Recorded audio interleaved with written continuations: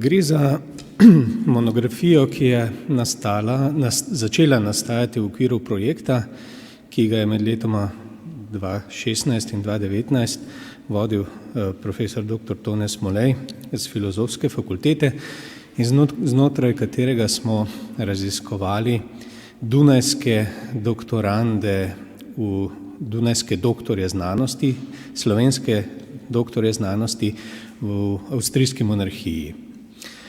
No, po zaključku tega projekta se je vsaj moje delo na tem področju nadaljevalo in rezultat tega je potem tale monografija.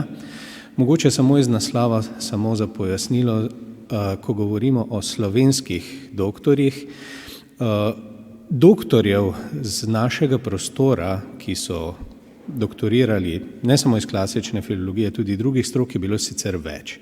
Ampak tisti omejevalni dejavnik, ki smo ga izbrali, je bila navedba maternega jezika, kako so se torej sami sebe klasificirali naši doktorandi. Tisti, ki je vpisal slovenski jezik kot materni jezik, ta je bil potem uvrščen v to kategorijo za obravnavo, obravnava ostalih je pa prihranjena za kakšno drugo priložnost.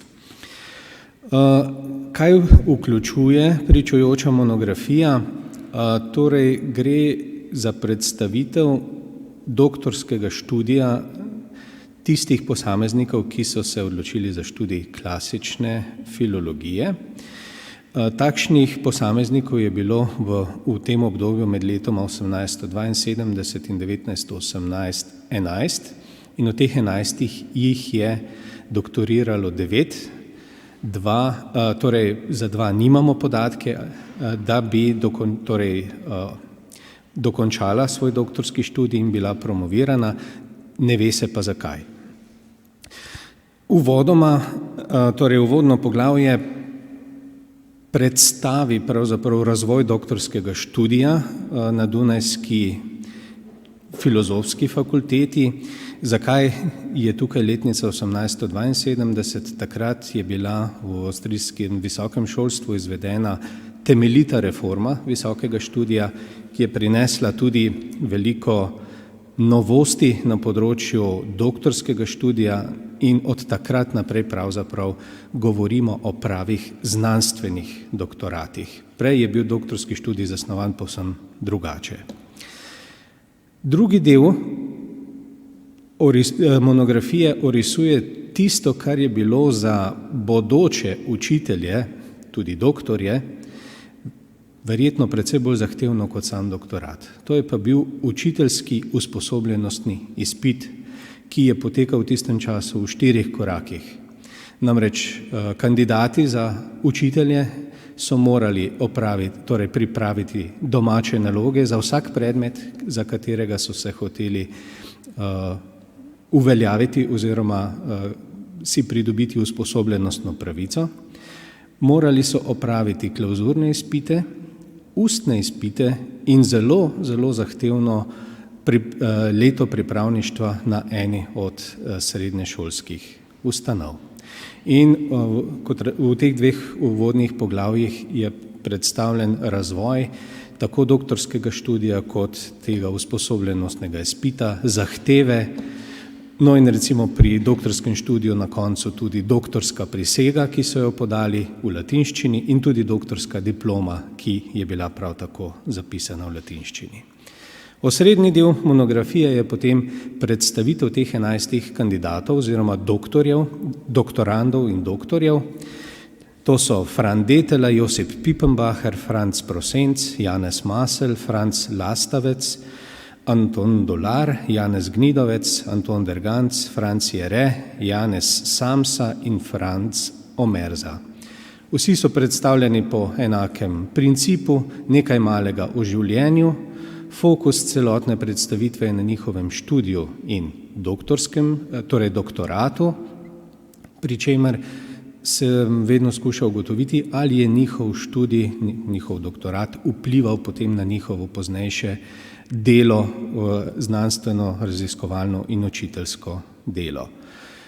4 od teh so bili duhovniki, ki jih je V začetku 20. stoletja tedanji škof Bonaventura Jeglič poslal že po končani teološki fakulteti na študij na Dunaj, in sicer ker jih je predvidel za učitelje na tedaj še nastajajoči prvi v celoti slovenski gimnaziji, to je bila škofijska gimnazija v Šentvidu.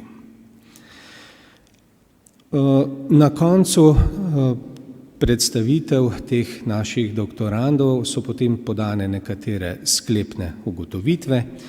Naj povem, da od teh 11 so se ohranile 4 disertacije, od katerih, torej drugače pa od teh 11 jih je 6 obravnavalo jezikovna vprašanja, 5 se jih je pa ukvarjalo s temami iz literarne zgodovine.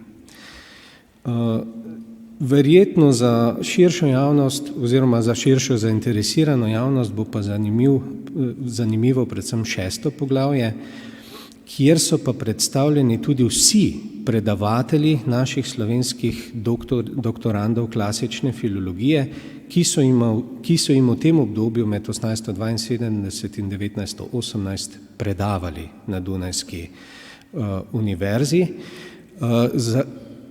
To poglavje je bilo dodano, da bi pravzaprav dobili vtis, v kakšnem intelektualnem okolju so naši študentje študirali in kakšen intelektualni in znanstveni potencial so vsaj nekateri ti profesorji predstavljali. Recimo, če samo omenim nekatere najpomembnejše, recimo romanist Wilhelm Meyer Lübke ali pa germanist Jakob Minor, pa geograf Albert Penck. To so bili res raziskovalci svetovnega formata, rektorji tako Dunajske kot drugih univerz, ki so bili tudi vabljeni predavatelji po vsem svetu. No, in v takšnem okolju in pri takšnih posameznikih so naši doktorandi študirali. Zadnji del monografije je bolj dokumentarno naravnan, in sicer prinaša prepise vseh študijskih obveznosti doktorjev klasične filologije, teh 11, se pravi njihove študijske, bi rekel, urnike oziroma načrte. Potem najdete tam prepis disertacije Frana Detele, ki je pravzaprav najstarejša ohranjena disertacija kakega doktoranda z Dunajske univerze, in pa prepise posameznih odlomkov iz preostalih 3 ohranjenih disertacij. Na koncu sledijo pa standardni dodatki, torej viri, literatura, seznam slikovnega gradiva in imensko in stvarno kazalo. Zdaj, namen nastanka te monografije je pravzaprav bil trojen. Kot prvo je šlo za nadgradnjo preomenjenega projekta, kot drugo je šla kot, bom rekel, nekakšno dopolnilo k 100-letnici Univerze v Ljubljani in tudi oddelka za klasično filologijo, ki smo jo nedavno tega praznovali. Kot tretje je pa pravzaprav monografija tudi en prispevek k slovenski biografiki in za potrebe nastajajočega novega biografskega leksikona, ker smo skozi raziskave ugotovili, da so podatki o študiju pogosto pomanjkljivi, včasih celo netočni, in bo z tega vidika bodo biografije teh posameznikov tudi dragoceno dopolnilo za raziskave.